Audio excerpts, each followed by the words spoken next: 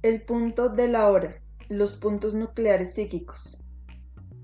Continuación. Saludos mis muy queridos amigos, reciban las bendiciones, la fuerza y el amor que llegan hasta ustedes como resultado de sus esfuerzos y compromisos con su ser interior. Veremos en esta conferencia la secuencia del tema que empecé a tocar la vez pasada. De nuevo les pido que abran la sensibilidad y la intuición que residen en lo más profundo de su ser para que capten, al menos en alguna medida, el significado profundo de esta conferencia. Si tan solo aplican a ella su intelecto, no lograrán tener una comprensión adecuada de la profundidad de este tema. Y de nuevo, como con la lectura pasada, lo que al principio podría parecer un conocimiento cósmico puramente abstracto acerca de los procesos creativos, los conducirá, si me escuchan atentamente y me siguen hasta el final, a la segunda parte de la conferencia y se volverá claro e inmediatamente aplicable a su vida aquí y ahora. Sus propios procesos internos se volverán más comprensibles cuando perciban, en la medida que sea, la manera en que estos procesos se relacionan directamente con y forman parte de procesos cósmicos más grandes que continuamente existen. En la última conferencia les hablé de los puntos nucleares psíquicos y de las configuraciones espirales. Recapitularé brevemente estos aspectos a fin de que esta conferencia les resulte más comprensible. Hasta la partícula más pequeña de la creación consiste en una serie interminable de configuraciones espirales nucleares psíquicas que son movimientos intensos de energía que desembocan en un punto culminante que hace que se manifieste una creación en particular, no importa el nivel de realidad en que ello ocurra. Cada una de estas configuraciones consiste en una serie de eventos psíquicos de contenido consciente. En otras palabras, estos movimientos de energía no son únicamente fabricaciones mecánicas que existen en forma separada de la mente. Siempre son expresiones de la mente, de una mente grande o de mentes pequeñas, cualquiera que sea el caso. Cada creación tiene secuencias de varias configuraciones que se entrelazan, se entretejen, se traslapan, se reintegran, se crean y se desintegran y se recrean en patrones de configuraciones espirales interactuantes que constantemente se renuevan, se perpetúan y se extienden. Cada patrón puede parecer y ser una creación en sí mismo, muy distinta y llena de propósito dentro de su estrecho marco. Sin embargo, al mismo tiempo, es parte de un plan más grande de patrones de creación dotados de propósito. Les daré un ejemplo en el nivel físico. Supongamos que alguno de ustedes decide levantarse de su silla, desplazarse a través de esta habitación, bajar las escaleras y dirigirse a la esquina de la calle, por la razón que sea.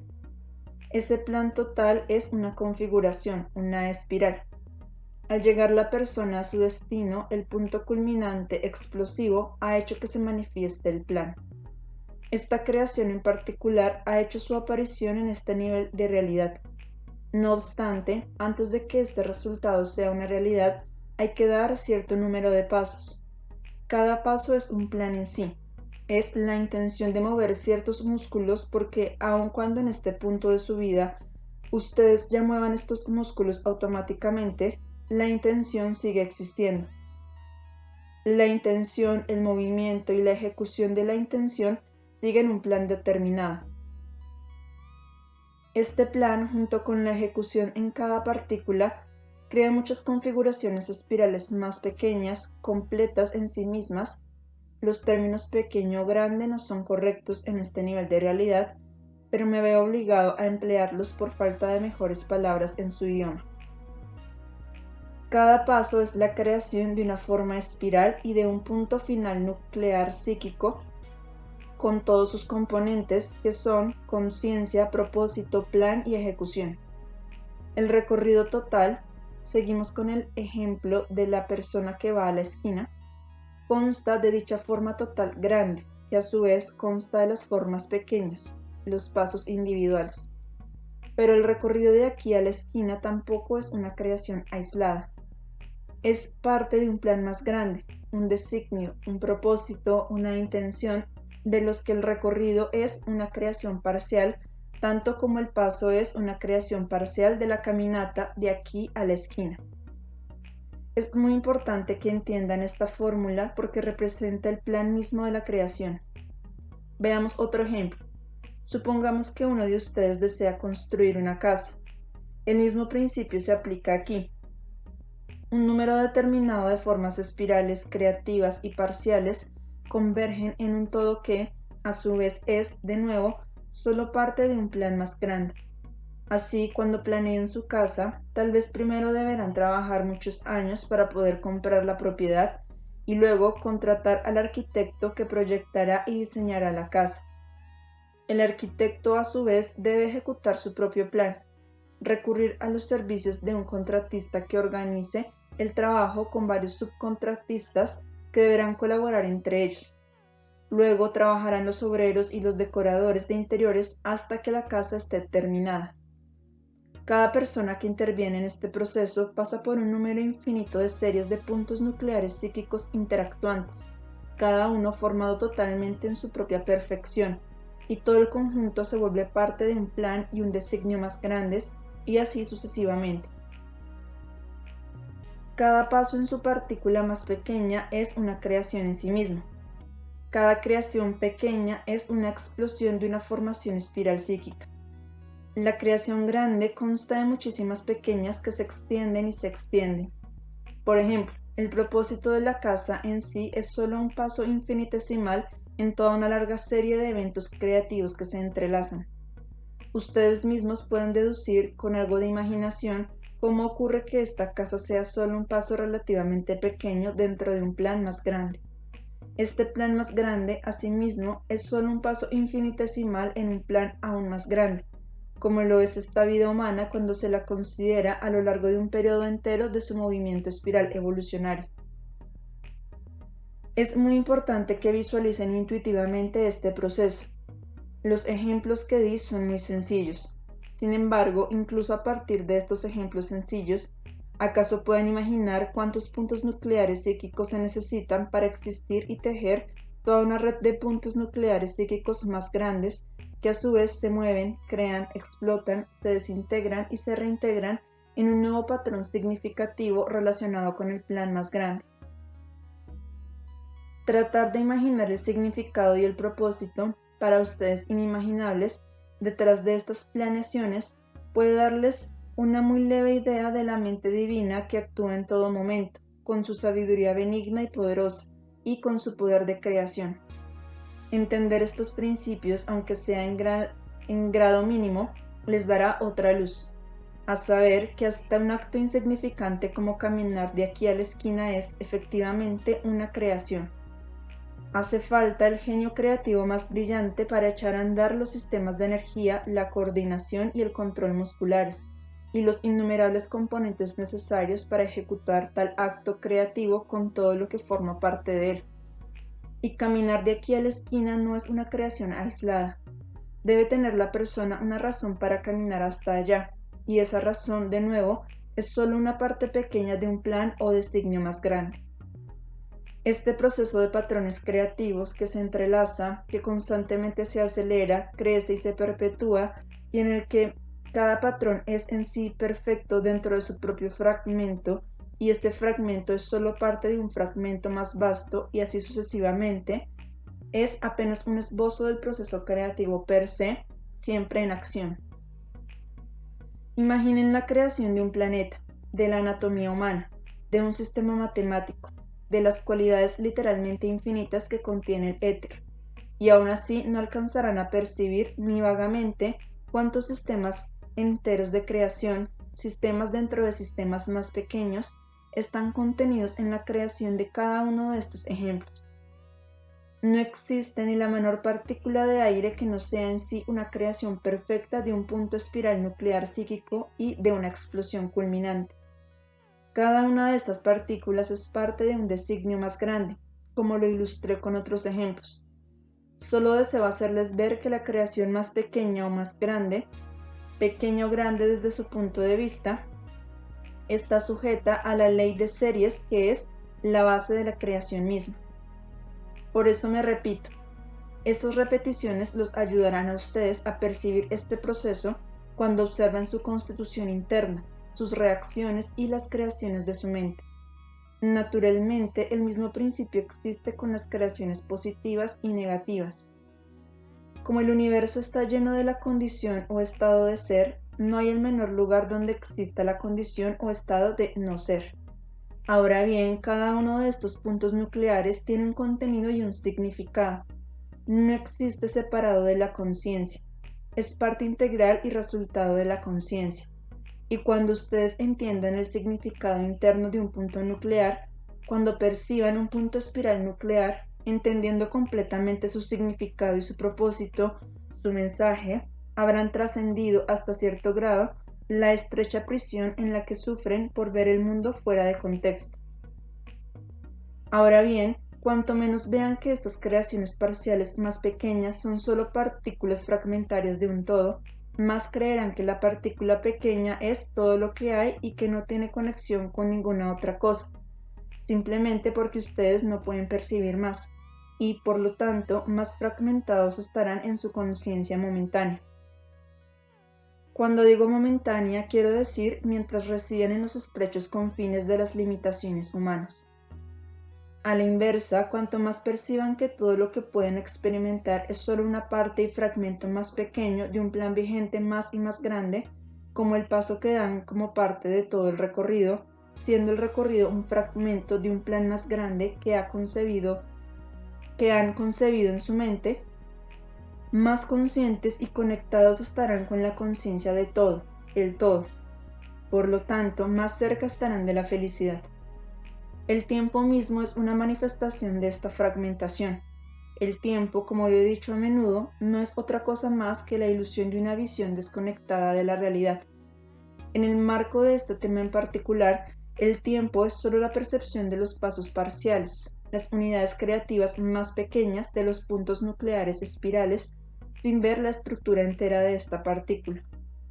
Es por esto por lo que el hombre sufre tan a menudo de la sensación de que la vida carece de sentido. Cuando se halla en este estado limitado de conciencia, está en realidad fragmentado y desconectado del proceso más vasto. De acuerdo con su estado de conciencia, el hombre experimenta el tiempo como una secuencia y no como parte de un todo. El todo se experimenta no linealmente, sino extensamente, interminablemente en anchura, profundidad y alcance, en dimensiones que la mente humana ni siquiera puede percibir en esta etapa de su desarrollo. Cada momento del tiempo, para hablar en los términos de ustedes, cada momento de ser, para hablar en mis términos, es en sí una construcción nuclear psíquica que contiene significado y conciencia, que contiene una intención. Cada segundo fragmentario es eso. Si se ensarta un segundo tras otro, no solo en secuencia sino en profundidad y anchura, se puede ver que no existe el tiempo y que este es un punto interminable y siempre presente de la creación. Y esto es lo que podríamos llamar el punto del ahora, o simplemente el ahora. No es enteramente imposible que el hombre, en su actual estado de conciencia, ocasionalmente experimente el ahora, el sabor de ese punto. Pero esto exige estados mucho más elevados de conciencia y estos deben ganarse. La humanidad en su conjunto acaba de salir del jardín de niños. Cuando la conciencia crece y madura un poco, y por lo tanto percibe la vida no solo como el fragmento inmediatamente obvio, sino que intuye que ese fragmento es parte de un fragmento más grande, y así sucesivamente, entonces la conciencia se prepara para experimentar el ahora. Es posible que el individuo tenga solo vislumbres ocasionales de tal percepción, pero estos bastarán para dejar grabada en su mente la idea de que esta vida encierra muchas más cosas de las que él experimenta directamente.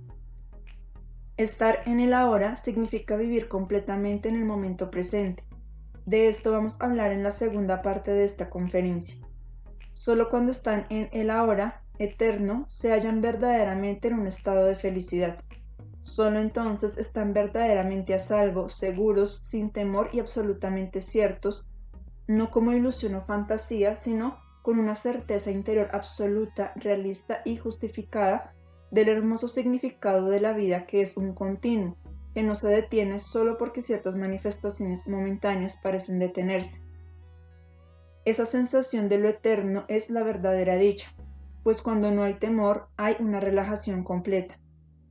La palabra relajación podría prestarse a una interpretación equivocada, así que vacilo en usarla, pero el lenguaje humano es limitado y debemos emplear de la mejor manera que nos sea posible los términos que existen.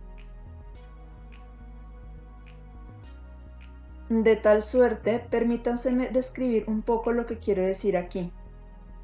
Un estado en el que no exista el menor vestigio de temor, sin contracción ni tensión, es el estado que vuelve a la personalidad susceptible a la incesante dicha del universo.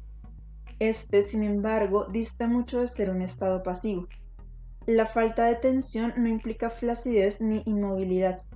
Es un estado en constante movimiento, en el que los cambios pulsátiles de la tensión, en un sentido diferente, alternan con la apertura y la total receptividad. En el sentido humano ordinario, la flexión se asocia con la tensión y la defensa. En el estado puro, la tensión es una especie de carga que sirve de resorte al movimiento creativo que se desprende de ella.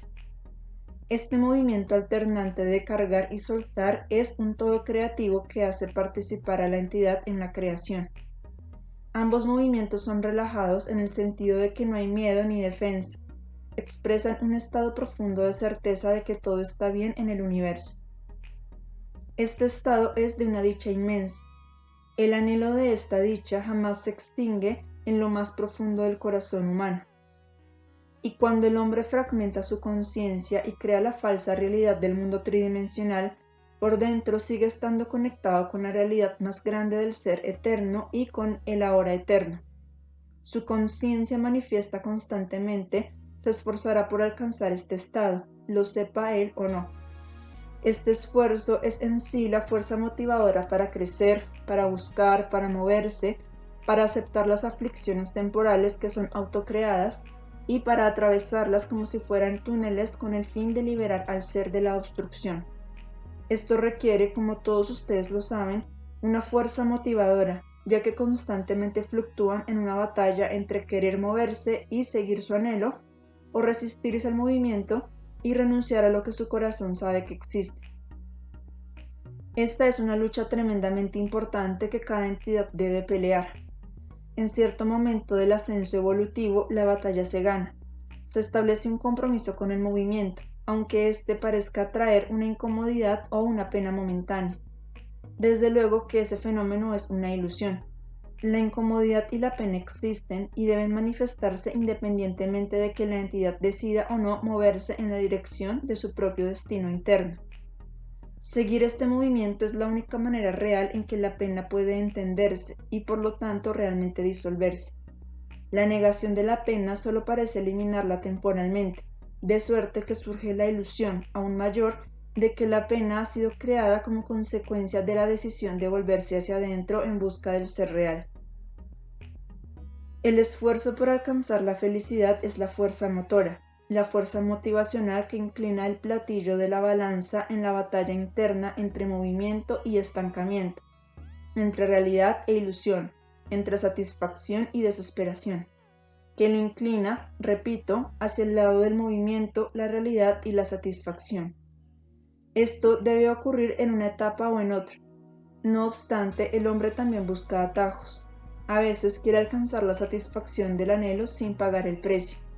El precio es el trabajo de buscar y hallar, de aprender, de crecer, de cambiar, de autopurificarse, de atravesar todo el dolor y el mal autoinfligidos. Consideremos brevemente cuáles pueden ser estos atajos. Hay varios, me gustaría enumerar algunos. La actividad sexual es uno de ellos. En la experiencia sexual es donde más se experimenta el ahora lleno de dicha, aunque éste casi nunca puede sostenerse. Cuando la sexualidad es un escape de los problemas, de las dificultades y de los aspectos desagradables de la realidad, entonces se le busca como una manera barata de alcanzar algo lo más parecido posible a la dicha universal que el corazón sabe que existe. Naturalmente, como todo engaño, es imposible que funcione. En el mejor de los casos, la dicha será muy breve e ilusoria. Cuando el estado universal de dicha del ahora eterno se alcanza gracias al crecimiento sincero, la unión sexual no será más que una expresión de él como resultado de dos seres que se relacionan en el nivel más profundo y más honesto, que funden su espiritualidad, sus cuerpos emocional, mental y físico. La felicidad que resulta de esto es entonces un anticipo del ahora, o bien se experimentará temporalmente el ahora. La búsqueda más flagrantemente falsa del ahora se da a través de las drogas. En efecto, la experiencia de la droga suprime las fronteras tridimensionales físicas y revela así la realidad que se esconde detrás de la gran cortina.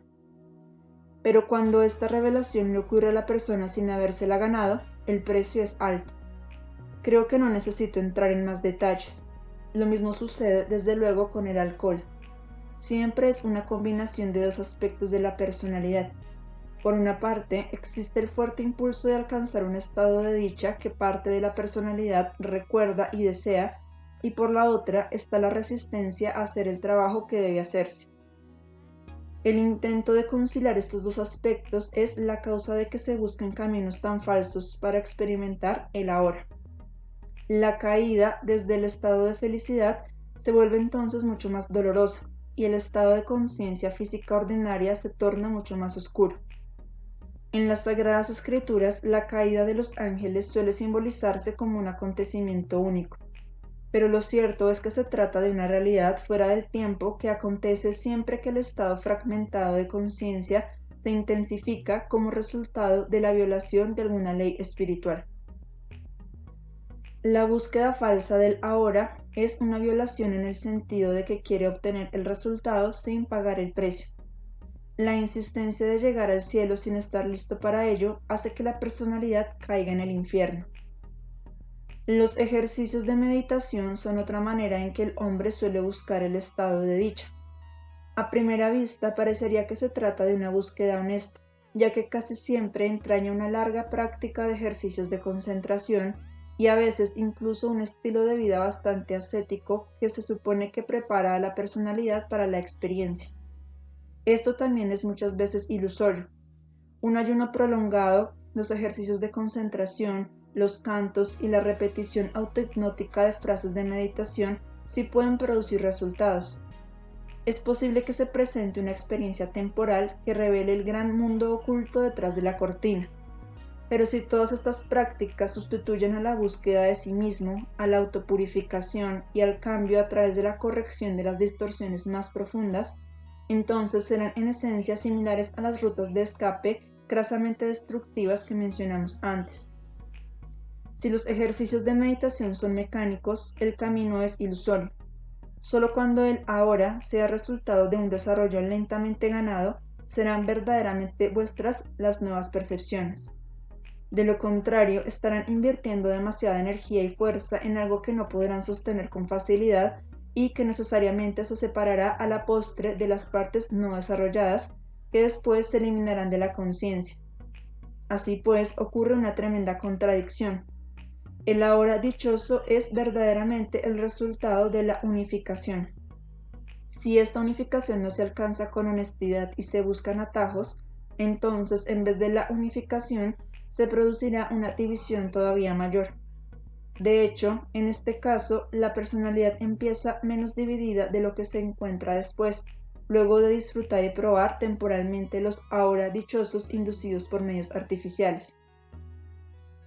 Entre estos medios incluyo las prácticas y los ejercicios mecánicos. Existe solo una manera segura e inocua de alcanzar el ahora dichoso, la revelación de la realidad en sus dimensiones ilimitadas, y esa manera es realizando la tarea que vinieron a cumplir. Solo un camino como el que les propongo puede ayudarlos a hacer esto. Deben aprender a atravesar su dolor, el dolor de su ilusión, de sus culpas, de su lado no desarrollado. A final de cuentas, de esto se trata la vida.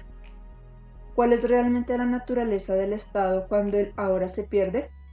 Es no ser consciente de la realidad espiritual, es estar escindido de ella.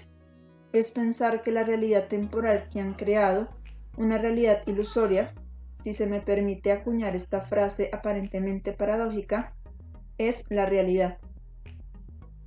Llego ahora a la parte más crucial de esta conferencia. Dije antes que estar en el ahora es estar consciente, intensamente consciente del significado de este ahora. Siempre que pugnan por alejarse del ahora, pierden el significado de él, pierden la conciencia del significado de él. Entonces crean una realidad falsa superimpuesta. Esto sucede de varias maneras. En primer lugar, no estar en el eterno ahora, en términos de tiempo, se debe a que se está o bien en el pasado o en el futuro, no en el presente infinitesimal.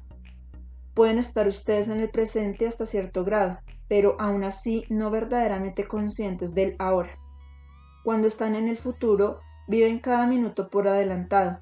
Se hallan tal vez en el siguiente minuto, en el siguiente hora, el siguiente día o incluso en algún futuro lejano, en un sueño fantasioso de cómo serán las cosas algún día o de cómo deberían ser por obra de magia, pero pasan por alto el ahora que podría darles la clave de cómo trabajar para realmente llegar a ese futuro tan acariciado. O se aferran a algo del pasado que los gobierna, a menudo sin que ustedes siquiera lo sepan. El trabajo de este camino los pone en contacto con ambos, el pasado y el futuro. Muchas veces, solo después de un trabajoso andar a tientas, se dan cuenta de cómo ha influido en ustedes su pasado. Por ejemplo, los hace reaccionar a algo que está teniendo lugar ahora como si aún se estuviese desarrollando en el pasado, y en esta visión distorsionada de las cosas realmente creen que el evento es exactamente igual a uno que ocurrió en el pasado. Ustedes no expresan con palabras esta creencia. Si lo hicieran, estarían más cerca del ahora. El hecho de que estén convencidos de que su reacción presente es apropiada para hoy es una medida de su enajenación del ahora. El grado de estas superimposiciones del pasado en el presente es mucho, pero mucho más fuerte de lo que se imaginan, amigos míos. Ya han sido testigos de esto. A medida que sigan creciendo, se volverán más conscientes de esta proyección en el tiempo. Lo que con frecuencia creen que son acciones libres determinadas por las situaciones actuales no son, en modo alguno, acciones libremente escogidas, sino que han sido determinadas por los eventos y las reacciones del pasado que pudieron haber sido o no apropiadas entonces.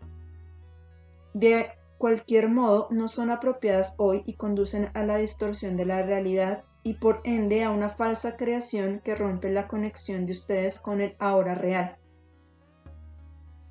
Del mismo modo, cuando consideren objetivamente su vida, verán hasta qué grado sus deseos y su lucha por resolver su futuro determinan su experiencia, y por lo tanto su falta de una experiencia de verdadera profundidad ahora.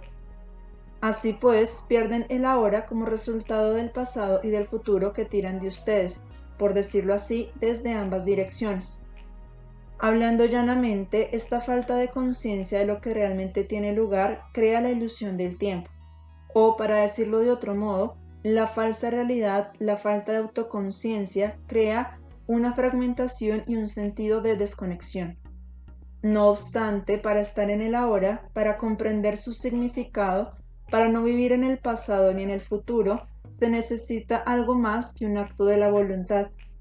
El acto de la voluntad entra en juego, sí, pero debe dirigirse a establecer la conciencia de sí en todos esos aspectos mundanos que no les gusta tener que enfrentar y resolver. Solo entonces vivirán en la verdad y solo así podrán establecer un sentido de realidad. Y solo a consecuencia de esto surgirá espontáneamente, sin esfuerzo alguno, cuando menos se lo esperen, un nuevo sentido de eternidad. Surgirá como subproducto de la búsqueda de su verdad. El pasado dejará de ser presente solo indirectamente, como resultado de la autoexploración. Entonces confiarán completamente en el futuro porque sabrán que solo puede ser una extensión del ahora. Al vivir la verdad completa en el ahora, construyen un futuro, en los términos de ustedes, en el que pueden confiar por completo. Así no necesitan fantasear con el futuro porque no necesitan escaparse del presente. El ahora eterno infinito adquiere una nueva realidad. Otras maneras en las que ustedes pierden la hora de cada momento fragmentario del tiempo en el que existen, en el que respiran, en el que piensan y desean y sienten y experimentan, ya son muy conocidas por aquellos que han dedicado tiempo y esfuerzo a este camino. Son incluso muy conocidas en este mundo material por las escuelas psicológicas que tratan de encontrar el ser interior. Parecen tener poco que ver con los procesos cósmicos y creativos. Hoy, en el mundo de ustedes, parecen conceptos banales, muy alejados de temas como el que nos ocupa hoy, pero de hecho, están muy intensamente conectadas con los procesos de los que estamos hablando. Estas maneras son desplazamiento, proyección, negación. Ofreceré ejemplos sencillos de cada una. Luego podrán usar estos ejemplos en su propio trabajo para seguir con su autoexploración. Supongan que hay algo doloroso dentro de ustedes contra lo que están luchando y todos saben cuánto luchan a ese respecto. Pierden el ahora, por ejemplo, mediante el desplazamiento. Tomemos el ejemplo de cuando aman mucho a una persona y ésta los lastima y enoja. No quieren ofender a esa persona. Si muestran sus sentimientos, la consecuencia puede ser la pérdida de esa persona a la que necesitan y de la que dependen. Esto les causaría un dolor que desean evitar. Sin embargo, esa persona sí les ha hecho algo que los hiere y los enoja. Reconocer ese dolor también podría destruir una burbuja de ilusión a la que no desean renunciar. Tal vez la ilusión es que la persona amada debería ser perfecta y nunca hacer cosas que los lastimen. El propósito de la ilusión misma es evitar una situación desagradable, en este caso una confrontación, y o el riesgo de la posible pérdida de la persona amada. Ustedes esperan evitar todo riesgo, incomodidad y dolor fabricando una ilusión en la que invierten mucha energía a fin de mantener su realidad ficticia. Sin embargo, la energía del dolor y del enojo que experimentan es muy real y necesitan hacer algo con ella. Otro aspecto de la ilusión es que al no reconocer el dolor y el enojo, estos simplemente se irán. El mecanismo por el que tratan de resolver este problema, muchas veces tan automático que ni siquiera se le percibe, es que los sentimientos hacia esa persona tan amada e importante se desplazan a otra persona, tal vez por alguna otra razón. Es posible que esa otra persona no signifique tanto para ustedes. Su enojo, su rechazo y su represalia acaso sean menos peligrosos para ustedes, o se sienten tan seguros del amor, la tolerancia y la comprensión de esta segunda persona que sin temor le echan encima esta carga. De esa manera han resuelto el problema encontrando la válvula de escape necesaria para la enorme acumulación de energía sin poner en peligro la relación con esa importantísima persona de su vida. Esto es lo que llamo desplazamiento. Aparte de la culpa por la deshonestidad de recurrir tan astutamente a un mecanismo semejante, el desplazamiento también crea una falsa realidad. Esto es fácil de ver. Empiezan ustedes a vivir en un mundo autocreado que no tiene relación alguna con la realidad. Esto los hace perder de vista por completo todos los ahoras fraccionales. No pueden discernir su significado ni su mensaje hasta que estén dispuestos a enderezar las cosas. Muchos han avanzado lo suficiente en su camino y han experimentado un gran número de veces que cuando se enfrentan de lleno a sus más indeseables, deshonestas y mezquinas transgresiones de la verdad, en ese momento entran en un estado de dicha, pues lidian honestamente con el problema, aún antes de que puedan cambiar algo. La razón de esto es que se encuentran en este particular ahora de su falsedad, de su engaño, de su negatividad. El desplazamiento crea caos y desorden, crea una confusión total acerca de la realidad, crea una desconexión total del continuo de su existencia interna. Esto, por fuerza, crea miedo y fragmentación. El ejemplo que di es muy común y existe en la vida de ustedes en un grado mucho mayor del que se imaginan actualmente. Aquí y allá logran ver algunos de sus desplazamientos, pero ni remotamente en el mismo grado en que realmente suceden todavía. Ocurre con tanta frecuencia que desplacen algo de una persona a otra, de una situación a otra. A veces son sencillamente demasiado perezosos y demasiado resistentes por hábito para lidiar con la situación real, y entonces las reacciones se presentan en la situación falsa. Les va a ser absolutamente imposible alcanzar su ahora, que siempre cambia, que siempre se renueva, que jamás se detiene, a menos que logren parar el proceso que acabo de describirles y se decidan de corazón a ver lo que están haciendo y hasta qué grado lo están haciendo. La falta de conciencia de cómo están procediendo solo agrava el problema. En el instante mismo en que ven que tienen el problema del desplazamiento automático, en ese instante, insisto, el problema disminuye. Veamos ahora la proyección. Esto les resulta un poco más familiar, pero incluso aquí todavía están casi siempre ciegos a cómo reaccionan ante otros, precisamente porque no desean ver algo en ustedes. En algunas ocasiones la otra persona puede tener realmente el rasgo indeseable en cuestión, pero en otras tal vez ni siquiera sea así. En cualquier caso, poco importa. Lo importante es que la energía que deberían emplear para enfrentar, confrontar y resolver el aspecto que no les gusta se contamina, pues la usan para enojarse y molestarse con la otra persona. Y hacen esto porque quieren seguir en la ilusión acerca de ustedes mismos. Concretamente, quieren pensar que no tienen ese rasgo que tanto detestan. La negación es, desde luego, bastante obvia. Aquí ni desplazan ni proyectan lo que no quieren experimentar, simplemente niegan su existencia. Todos estos procesos, dejarse influir por el pasado, preocuparse por el futuro, desplazar, proyectar y negar, son intentos de alejarse del ahora en la ilusión de que puede evitarse algo que es desagradable. Pueden crear por la fuerza una nueva realidad que no está basada en la verdad. En esencia, esto equivale a abusar de las facultades de creación. Lo que realmente se logra es una mayor fragmentación y una enajenación más profunda con respecto al punto nuclear psíquico del ahora, con todo su glorioso significado y relación con el todo. El amor de todos sus amigos que trabajan en esta bellísima empresa los alcanza a todos ustedes. Las bendiciones se multiplicarán en su corazón y en lo más profundo de su mente si se permiten sentirlas. Sean su ser divino más íntimo.